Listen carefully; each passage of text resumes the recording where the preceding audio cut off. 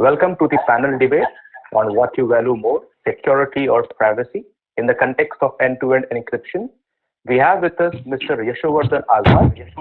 He is a retired IPS officer of the member of 1976 batch of Indian Police Service, Madhya Pradesh cadre. He has also served as Central Information Commissioner, Secretary Security, Special Director of Intelligence Bureau, Government of India. He was recipient of the President's Police Medal for Distinguished Service in 2002. Welcome, sir, to the panel. Thank you. We have Ms. Neha Chaudhary. Neha is a partner at Ikigai Law and heads the firm's technology-focused public policy practice. She completed her Master of Laws from Harvard Law School and has been a visiting faculty member at IIM Indore, National Law University, Delhi, and Nalsar University of Law, Hyderabad. Welcome, Ms. Neha, to the panel. Thanks, Anand. Thanks for having me here. We have Mr. Saikat Datta. He is an award-winning journalist, security professional, and tech policy thought leader. His areas of expertise are in media, strategic communication, public policy, de-risking strategies, government relations, risk assessment and mitigation, security affairs, and threat intelligence. He has over 22 years of experience in leadership roles in media, public policy, security, government partnerships, government relations, and communications. Currently, he is the strategic advisor at the Dialogue and Nalcon. Welcome, Mr. Saket, to the panel, and over to you. Thank you very much, Anand. And at the outset, I would also like to thank DSCI for having us here. It's a little strange because every year at the AISS, we get to attend physically, but we also get to meet old friends who come over from the cybersecurity or the InfoSec community. But this year, because of the pandemic, we have gathered here. Anand has given a very detailed introduction to our panelists, but I'll just add a few words to both our panelists because I happen to know both of them personally. Mr. Azad is a very unique professional in the sense that not only did he serve for a long time as a police officer in policing, so he comes with a rich experience of policing from Madhya Pradesh, where he's done a range of operations, but he was also successful as one of our career intelligence officers in internal security. And after that, and this is where I always joke with him that after serving several years in the Intelligence Bureau hiding information, he became the Information Commissioner, where he started asking everybody to give up their information. So he's now literally been in all sides of the spectrum. And of course, one of the, he's also understands somebody who understands technology, and he's able to connect technology to intelligence. Neha is again an old friend and a former colleague from the Center for Internet Society, CIS, as we used to call it. She is one of the brightest tech policy lawyers in the scene. The fact that she's partner of one of our best known tech firms, Ikigai, speaks volumes about the kind of work and the kind of expertise she has. My only worry is that while the debate is about what is more important, security or privacy, I suspect that both the panelists are probably now going to be on the same side, because Mr. Azad has been studying a lot about encryption and increasingly is becoming more convinced that privacy is very important. And he's also trying to find the balance between the two. I sometimes feel that privacy and security should not be seen as two different buckets, but should be seen as the same bucket. And I think it's a wrong argument to pit one against the other, because in privacy, you also get security. Also, every time we talk about backdoors in end-to-end encryption, etc., you end up actually weakening encryption. And as a result, it will not be end-to-end encryption. But those are some of the things that we will get to hear and debate. So with that, I'll request Neha to start with your opening remarks. Over to you, Neha. Thank you. Sure. Thanks a lot for that, Sekat. I think your phrasing was your phrasing was spot on. I'm really going to start worrying about us starting to echo each other's words. I don't perceive them as necessarily opposites either. I don't think you can have privacy without security and vice versa. thinking about security, I don't think it's not national security versus individual privacy. Even if you're expanding security, or tipping to various aspects of national security, protection of critical infrastructure, strong cybersecurity policies that they have in this country. Encryption, in my view, Neha, we are having some problems with your feed. I think your connection's a little patchy and you're breaking up once in a while. So I'm not being able to catch everything that you're saying. Yeah. Do you? Maybe if you could try switching off the video, it might help if you switch off your video.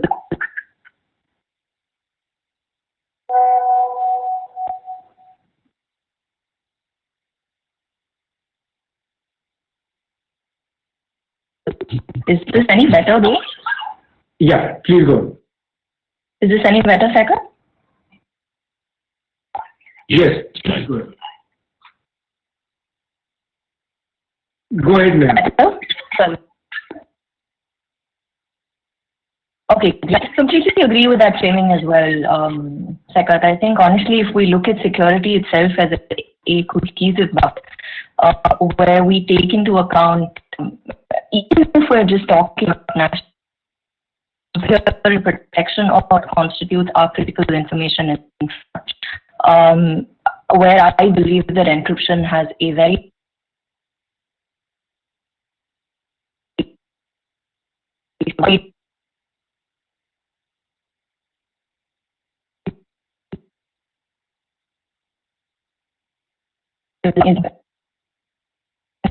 what security really means, from why we need to have strong safeguards for the flourishing of a strong digital economy.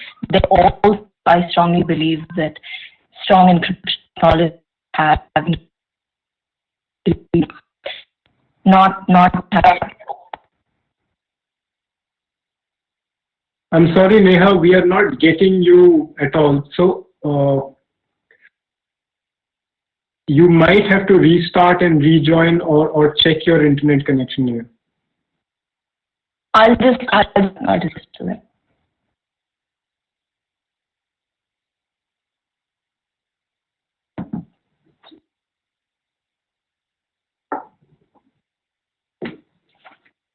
So since we are live, and maybe I'll use this opportunity to come to you, you've been somebody who's been a practitioner. Unlike many people who talk about encryption, very few of them have the rich experience you have. You've been at the cutting edge, you've led a whole lot of counterterrorism operations, you've understood the need for security agencies to access information and many times to save hundreds and thousands of lives, etc. I mean, and when you are given the responsibility of protecting the nation and its citizens, you have to do a lot of things. So how do you see this today, sir? Sakat, I think this is the most critical case of modern day times. It's a new age date. I think the two sides actually arraigned against each other. I think there's some kind of a marriage which is possible between the two. But I must say that the compulsions of national security are very strong.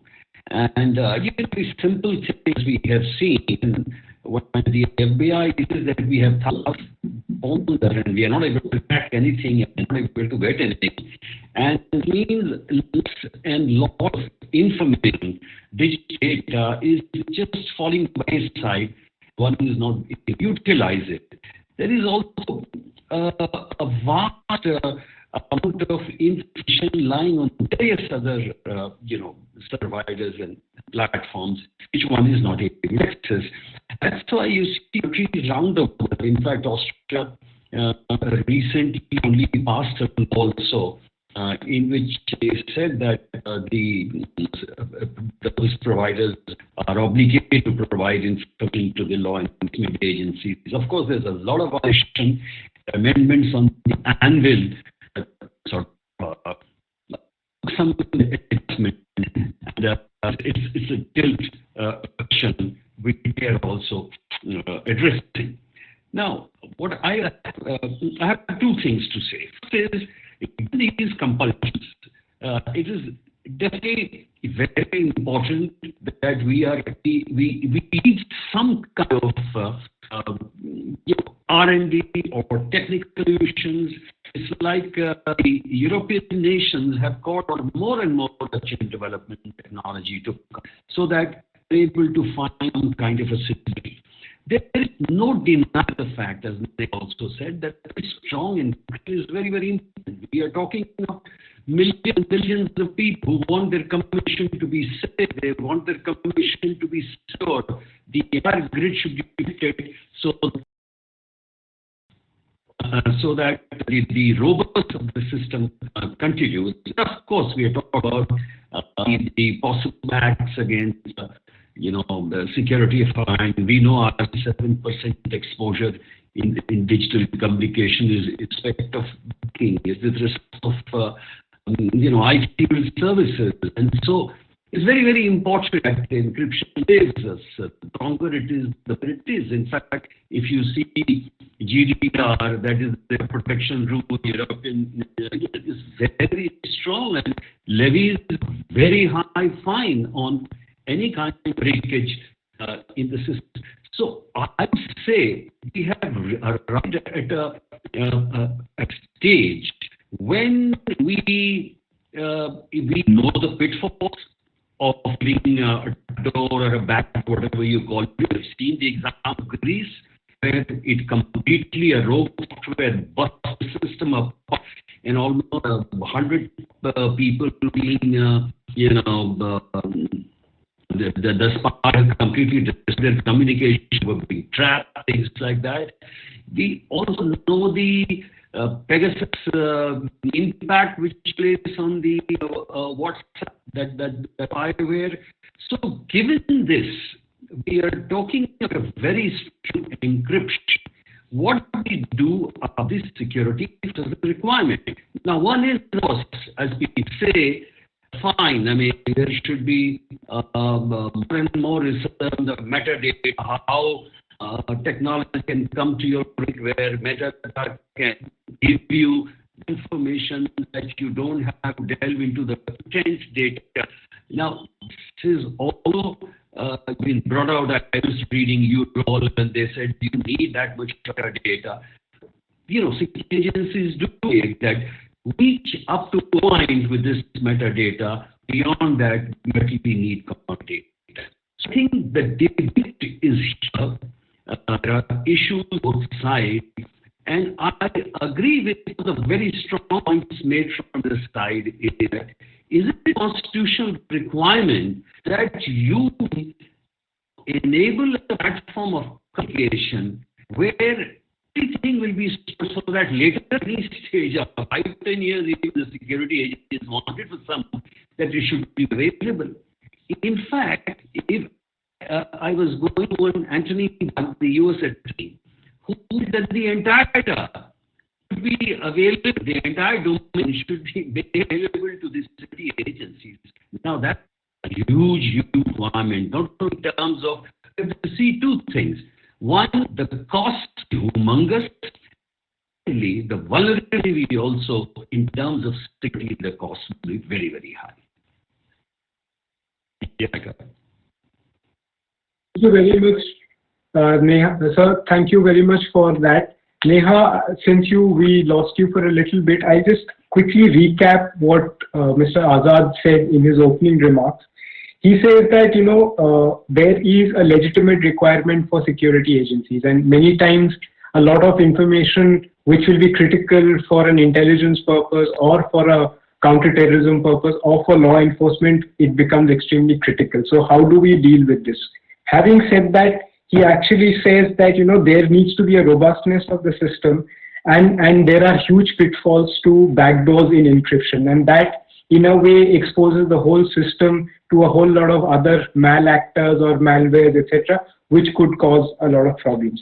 He says there are also debates now that, even though the information is encrypted, at some point it should be available even 5 or 10 years later, and in some countries, some officials have been asking for even data which was 5 or 10 years old because they have suddenly become relevant, etc. But to do that, we'll also have to then factor in humongous cost, and also it might again open up different kinds of vulnerabilities. So these are the few opening remarks that Mr. Azad has made, and if he can have your arguments. Yeah. Am I clearly audible now, Sekar? Is there an issue? Yeah, it's much better. Much better. Okay, great, excellent.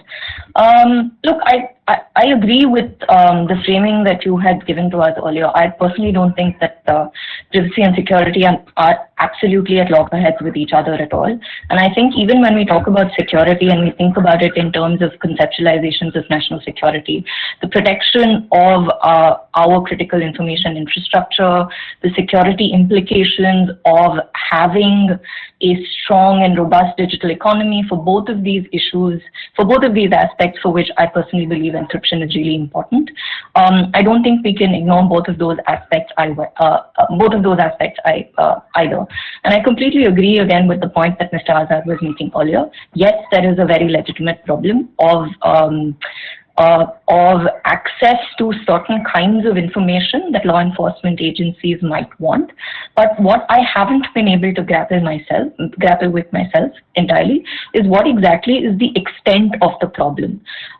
Just how critical is this information that we're losing out on, especially when you're juxtaposing it with what theorists and scholars are calling a golden age of surveillance, when you're talking about the availability of different kinds of information that you can potentially gather from a whole wide range of different sources. So that's one thing. So just what exactly is the problem that we're trying to deal with, and just how big is the problem? Related to this is also, you will know this, Sekar, being a member of civil society for far longer than I have, is the question that civil society has been asking is, the need for a lot more transparency and information about law enforcement access requests as well. Essentially all leading to the same point of we need a lot more information and a lot more transparency in the way law enforcement access to information works, for two reasons: not just the privacy argument and the individual civil liberties argument, but also more importantly, how are we able to design and tailor solutions without fully understanding and appreciating the magnitude of the problem. And that's definitely something that I'd love to hear from Mr. Azad, considering his long and distinguished career as in the investigation and intelligence fraternity. And I do think that now in India, from a legal standpoint, if you look at what the Puttaswamy judgment has given us, with very clear standards for instances that you need to satisfy when you are talking about any kind of incursion into individual civil liberties, all of our law enforcement access to information framework is potentially up for a constitutional relook. So I think there's a whole range of different issues currently here, and yeah, happy to elaborate on any one of them. Thank you, Neha. I think you posed some very interesting questions, so I'll try and bring Mr. Azad into some of those questions. Sir, if you can hear me. I hope you can hear me, sir. We can't hear you right now. See, I can't hear again what she... Okay, I'll reiterate some of the things that she has said. Okay, she's raised some very interesting questions. If you can hear me, sir. I can hear you now, but I couldn't hear anything before. Okay, sir. So I'll just reiterate what she has said, and she's raised some very interesting I questions. can't hear you. You can't hear me, sir? Your voice is stuttering. It's wavering. I think that's a problem that is happening for everyone, sir. All the panelists are having the same problem. Can't. No. Shall we do one thing, sir? Shall we all log off and log back in, sir? Let us log off and log in. Log on again. Yes, let's log off and then log back in, sir. All right. Okay. Okay. Okay. Saikath, you are coming good, so I would recommend you to log off and log in.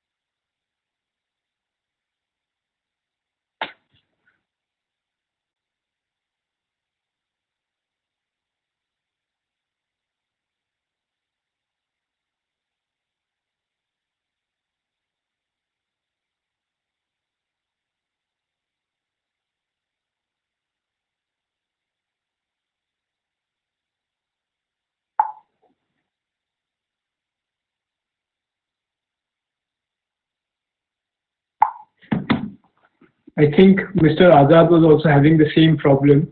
Nobody in this is able to hear the other. So earlier, we couldn't hear you. This time, he couldn't hear anything you and I said. So it's becoming a bit of a challenge. Yeah, but You guys are able to hear each other now, right?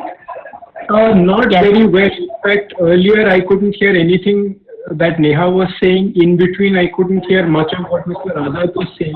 And now Mr. Azad couldn't hear anything I was saying. Is there a possibility that any of you are using two devices to log in? Is there a backup device that you have kept? No. No. Okay. Okay. So let's wait for Mr. Yashovardhan. I hope. So is it what we call it as a Desi Nuska, the reboot version? If that works, then nothing like it. Otherwise, what I can try and do is I can try and patch him on the phone so that he can hear you and then he responds to you because his voice was coming to everyone in the audience.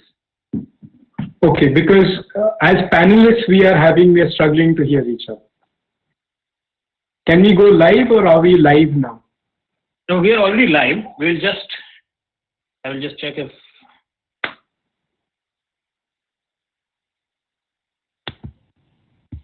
I will just check with Mr. Azad once.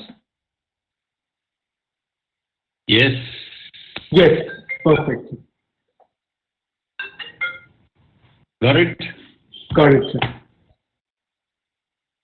So, Chris, can we go live? Yeah, we are live. We are live. Please continue with the session if you can hear each other well. Yes, very well. So, to reiterate some of the things that Neha said, and she raised some very, very interesting questions. And I think this is something you'll probably really enjoy talking about because these are fairly pointed questions that she's hoping that the information commissioner in you overtakes the intelligence bureau in you. So, so her first question is that, if you are trying to say, let's say there is an ongoing terror, you're trying to gather intelligence on a terror network, etc. You have access to the metadata, who is talking to whom, and you're able to build a chart of, all the communication nodes, etc. But firstly, why is it so important to hear what they're talking to each other? That's the first basic question. And then I'll come to the more trickier questions she has posed in the debate. Well, these actually, Neha is asking now in terms of the operations and what exactly the security agencies are looking for. I mean, what is of operational value is definitely more the content data than the meta. And if you, of course, metadata, a lot of countries are doing it. They're scouring the metadata and coming up with, various kinds of mathematical, solutions. And in America once, they said, in fact, they said, what is the use of gathering so much of metadata? Because all they could find out in one case was $8,500 transferred from there to Somalia. So they were saying that, patrolling metadata of that level is not really required. But I'll tell you, in cases, there are rarest of the rare cases where it is extremely critical to get into the content data. Now, what I'm saying is there should be an opportunity cost analysis. That I agree. It's a question of the value of privacy of 1 crore people or 50 lakh people who are on a particular platform as opposed to a few cases which are unearthed. So in terms of opportunity cost, in fact, I also say there's another problem related with it. The intelligence agencies try to play safe. That also I agree. So that is why they want to scour the internet, patrol the internet, get everything, surveil everything, because hardcore intelligence, is very, very difficult to get. I mean, putting people there and things like that. So that is why I admit that this is an issue, but this is a work in progress, and maybe with more technology, we'll be able to solve this problem. So to that, she had a related 2 or 3 more points. The second point was that, you see, if you, as you said, there has to be an opportunity cost that we have to factor in. Now, one of the angles or one of the factors of an opportunity cost analysis is that, for example, if you and I are using an encrypted channel for communication and say lakhs and crores of them are using it, just to catch one terrorist, if we were to introduce a backdoor, then that particular encrypted communication platform becomes vulnerable not just for that one terrorist, but for everybody else who is on that platform. So from an opportunity cost, is that worth the backdoor then? Yes, you're right. I mean, any trapdoor, once it opens, it's both for the good guys and for the bad guys. I agree with that. But think of it, if there is one 9/11 or one parliament attack, then the value of that also goes up. It's just insurmountable. It's very difficult to calculate. So what I'm saying is that for the present times, it's most important for the big tech company to come together with the governments and see. You see, what the various nations and the security agencies are saying, that we have information, but it is blocked. Is there a way of unblocking that information and keeping it safe? That will be ideal. Is it possible? Maybe tomorrow we'll hit at a particular equation. In the meantime, however it is going on, it's fine. I mean, see, Neha, you have already won the first stage of the war. I mean, the crypto wars, you've done it at Harvard, how the cyber punks were fighting the Uncle Sam. And in fact, at that time, they said it's constitutionally not allowed to have a very difficult encryption because, this is going to impact the security agencies. The case of Phil Zimmerman, whatever his name was, that he published a book giving everything away of all the mathematical equations and things like that. So that stage was won. The first stage of the crypto war was won by the cypherpunks. Now it is the second stage where we are talking about data encryption and security. Maybe we'll arrive at a technological solution, and that is the best hope. In the meantime, I agree with you that the opportunity cost is very high. So the other thing, that very interesting thing that she pointed out was the issue of, and this is probably a procedural rather than a technology issue that Neha raised, which is that what about transparency? That what do intelligence agencies do? Why do they seek certain kinds of information? And is there a time when they will actually reveal why they did that? Because once that kind of transparency comes in, of course, with all safeguards, etc., over a lapse of time, so on and so forth. He says that kind of transparency will not only give more confidence to citizens and lawmakers to give access, but it will also ensure that the intelligence agencies are aware that they also have to meet a certain transparency standard for seeking these kind of intrusive methods. And she also said that this will meet the standards which has been set in the Puttaswamy judgment by the 9-judge bench Constitutional Court, which said that privacy is a fundamental right. How would you react to the demand for transparency of intelligence agencies or law enforcement?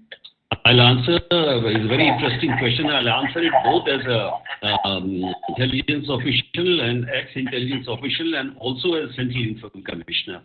Because while we are talking about privacy and security, there is also an issue of privacy versus transparency in the name of public interest. Right? Correct. Now, there are two issues here, very, very important issues, Neha, and that I can address. You see, there are two things. One is a surveillance reform. When you're talking about responsibility, there are many of these, for example, Google or many of these international platforms, they are supposed to submit an annual report as to how many times they got the request from the security agencies, right? Which means that how many times security agencies have actually read. You get an idea of a particular area that about whether to take down sites or whatever. The other is how many times there has been coverage, whether a legal coverage in the sense you have 691T, or is the coverage of the oral communication or the digital communication. And here abroad there is a judicial warrant which is required in every case. And in India, it is basically an executive driven. Now there is an issue, and I totally agree with you in one case, that it is all right where if there are 10 agencies who have been given the power to tap, right? And these agencies, the heads of the agencies take the decision, and a formal clearance is given by the Home Secretary. Now, in Bihar, we call it chuda ka gawahi dahi, in the sense that, it's the same. I mean, you're sitting in one end of North Block, at the other end of North Block, there's other guy. And where does it go for arbitration? Where is the power of review? It goes to the Cabinet Secretary, who hardly knows what is not happening. So, should we have a judicial review? That will cast a wider responsibility on this. So that is one thing. Absolutely, there's no problem in going. And I'll tell you one thing, that in many a case, unlike what we think, the judicial officers totally understand the demands of national security, and I don't think they'll be acting in a otherwise manner. So these are two things I think. I totally agree. This is how we can get out of it. The other thing which I'm talking about is, we are talking about privacy, and there was a huge issue with the Sri Krishna committee report, Neha, if you recall, because Sri Krishna committee had said that data privacy issue is so fundamental that even when there is a big interest in it, we have to see how much of damage it causes to the individual privacy, and then only we should give it. Whereas in Right to Information Act, it is already given in that particular section that if Section 8, that you're exempt from giving information of any private nature unless public interest outweighs damage done to individual privacy. So, it's a three-way thing we are talking about. And that is why I feel that these are issues which will have to be looked into by the data protection bill, which is still pending in the parliament. And so we have to await there. And I also think that, it is the legislature which has to very carefully think, because the final arbiters, they are the ones who are going to decide this. So it's important for the civil society and all the groups to go and present to them their side so that they come to a very considered decision on the subject. Thank you so much, sir. Neha, I've been more or less batting from your side. Now I'll try and bat from Mr. Azad's side and pose a few situations for you. Like, I think he's also batting on the same side, Sekhar. I'm trying to drag him back to the intelligence side a little bit. So let me sort of, in that sense, bat from his earlier avatar as a career intelligence officer. 2611, like we've all seen it on television. And if you remember, the handlers in Pakistan were giving minute by minute updates to the terrorists who were out there killing people in real time and giving specific instructions right down to, where to turn left, when to turn right, making the attack much more lethal than that. Now, part of the reason we succeeded in mitigating more deaths is because the Intelligence Bureau managed to intercept some of the communications in time and start hearing them and passing on those details to the commandos from the NSG who were taking on those terrorists. Now, that's a real time requirement, and many times intelligence officers like Mr. Azad have to, during emergency, deal with that kind of information, where if they don't get access to this kind of data, it could basically 180 deaths could very easily become thousands of deaths, etc. So in a situation like that, what is a good professional intelligence officer supposed to do if they don't get access to actual encrypted data? I feel like this is one of those meaning of life type questions, Sekhar, which academics. That's why your partner is, right? So I mean, experts who have spent years and years studying encryption haven't been able to answer this question. But what I'll do is try and bring together some different streams of thought that I have come across from my reading. Right. I agree with everything that Mr. Azad was saying earlier. I don't think this is a problem that we're going to solve immediately. What I think this will require is multiple different factors to start coming together, right? And if you were, for starters, to have a very strong system of procedures and judicial oversight that were to exist on at least on like a regular day, it becomes that much easier to justify creating and carving out exemptions for fringe cases as they may arise from time to time, right? I don't think the argument of timeliness, criticality, national emergency, national security is ever going to go away. And I don't think that our constitutional law also, the scheme of our constitutional law also takes away that argument, right? Even if you read the Puttaswamy judgment, they're very clear when they say that your fundamental right to privacy can be restricted on a whole range of different grounds.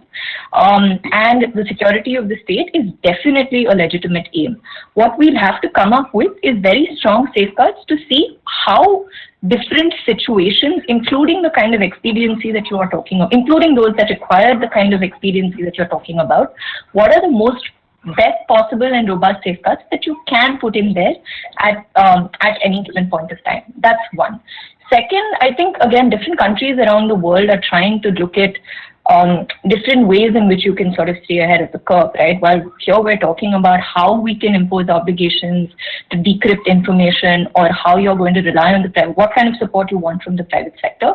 I think if you look at France, Germany, and even Israel, as a bunch of different scholars have documented, the approach there is entirely far more on the development of technology and technological advancements that help the state stay as much in the encryption game and also, in fact, even stay ahead of the encryption game, right? So then the philosophy is not one of, hey, we need to break encryption, or hey, we need to, we should be thinking about backdoors or, ghost protocols or what have you, but about how all of us should talk about strengthening the kind of encryption that technologies and privacy and security that you have in the country, and what is the kind of role that the state can play, both in terms of R&D to give impetus to these kind of sectors, and while you're doing that also, obviously as the state, while you're doing that, you are going to be thinking in terms of your national security and your interests as well.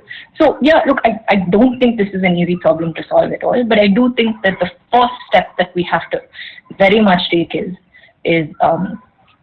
create a kind of system that allows all of us, you and me as citizens, to impose to have that higher degree of trust in the Indian state as well. And personally speaking, I'd be a lot more comforted if we had a judicial oversight mechanism in place. That's just for starters. So we are actually getting a lot of agreements between both our panelists that yes, there is a need for surveillance reform. There is also acceptance of the fact that there should be some kind of judicial overview of the process so that the number of people who make that review is getting a little wider, and therefore people will be far more responsible when seeking surveillance requests, etc. But there is also recognition of the fact that law enforcement and intelligence agencies, for very legitimate reasons, have national security requirements to access certain kinds of data. And as Neha has pointed out, there is, even within the Puttaswamy judgment and within the constitutional scheme, these agencies, for those legitimate demands, have every right to seek access to that. I'll also take the opportunity for opening up the panel to questions. So if those who are listening in want to type in questions, you have the chat box and I am looking at it.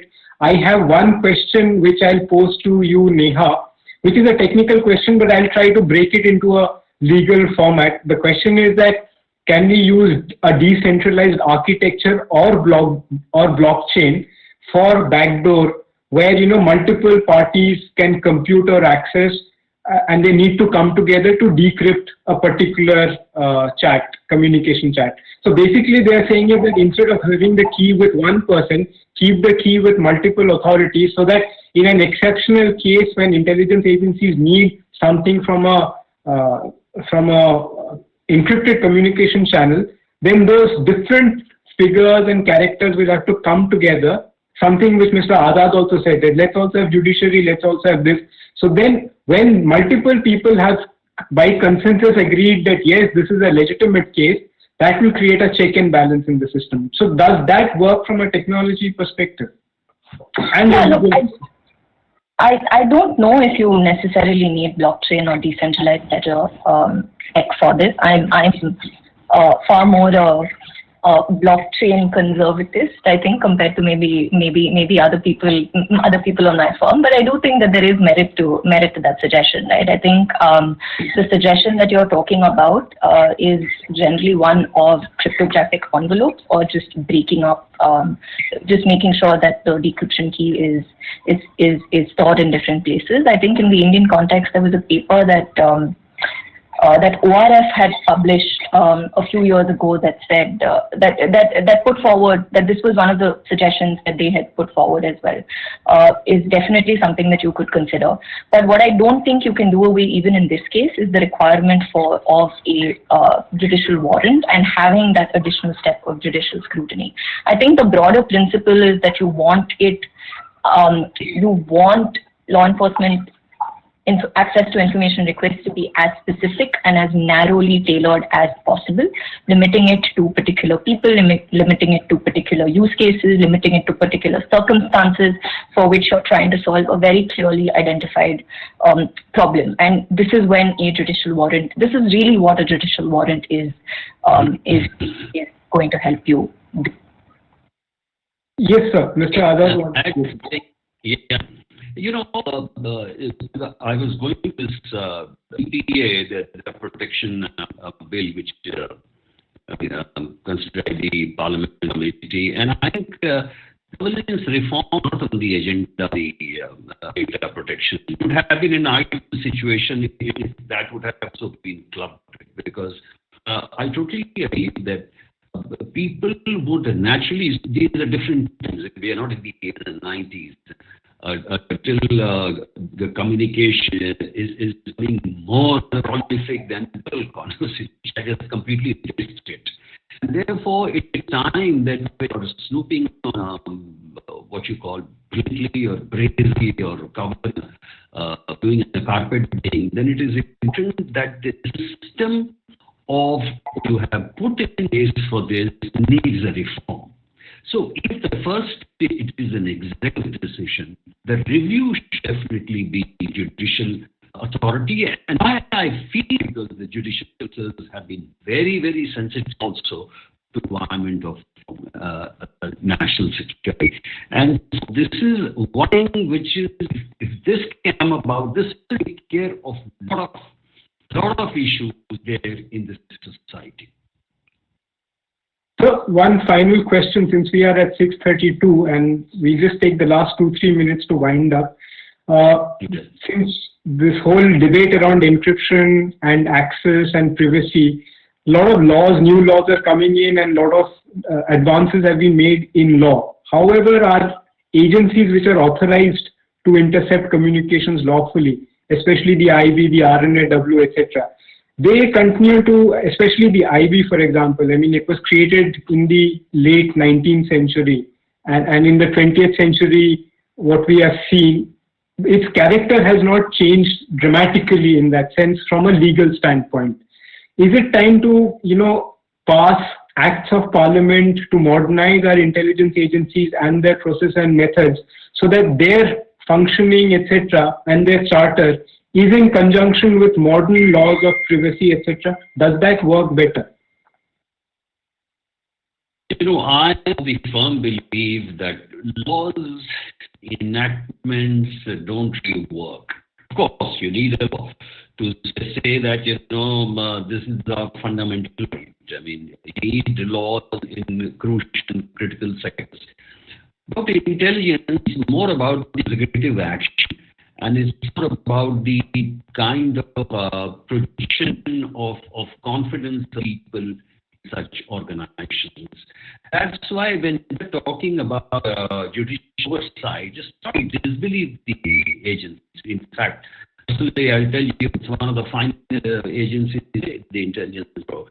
But in a democracy, you need to decide. At this time, as you said, things have changed. One change should be judicial oversight. There's another change is on the anti, and it was a private bill by Manish Tiwari. In fact, what you're referring to, there should be this parliamentary oversight on various, intelligence agencies, and they stand on legal foot. Ideally, yes, I agree with you. But in the meantime, you should not wait for these piecemeal reforms by and as they are coming, as the government arises. So we should go in for civil reform is very critical here for any kind of democracy. Okay. Thank you so much. One final question which has come to you, Neha, which is basically, I have not fully understood the question, but the question is, can we introduce the concept of what the questioner is asking as differential privacy? That is, LEAs, law enforcement agencies, can extract the meaning behind a particular piece of communication if they have a specific information other than what has come from the chat. So under such circumstances, would that work? Where, the standard for privacy for somebody where already some suspicion exists from channels other than that particular channel which you want to get access to. Does that work? So I don't think, no, I mean, I don't think Indian law would necessarily support such a reading, because you would have to apply the same tests that we've been talking about earlier, right? As long as the procedure that the law prescribes will have to apply in each of these circumstances that we're talking about, right? And the tests that you're weighing, that you're weighing law enforcement access to information against don't really change depending on the source of the information and the kind of insights that you're trying to draw from it. Really, yeah.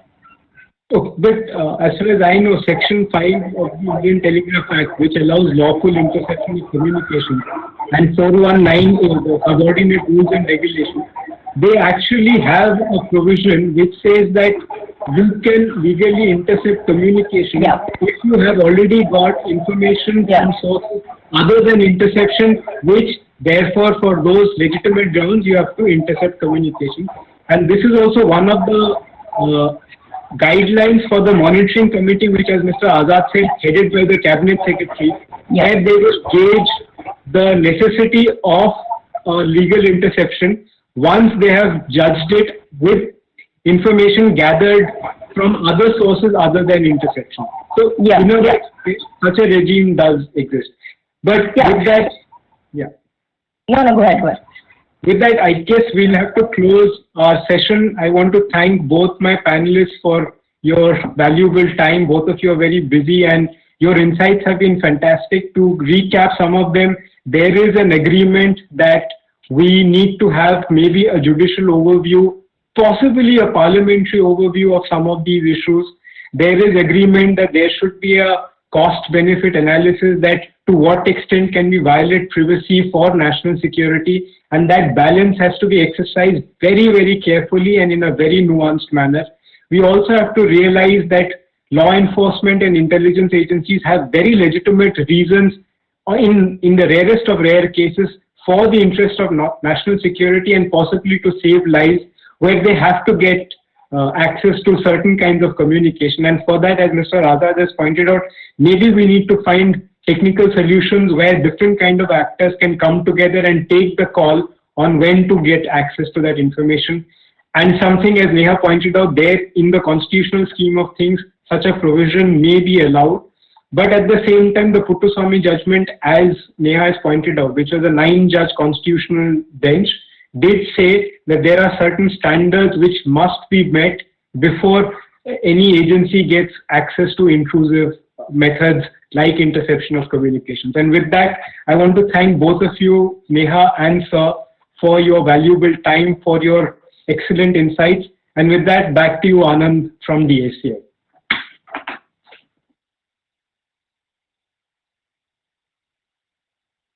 We can't hear you, Anand.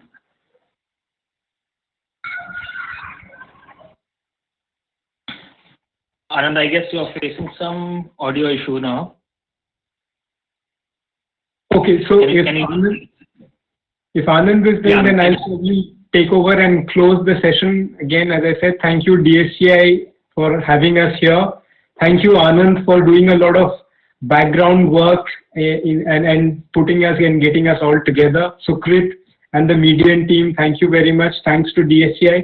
And once again, thank you Neha and thank you Yashu sir. And wish you all a very happy New Year.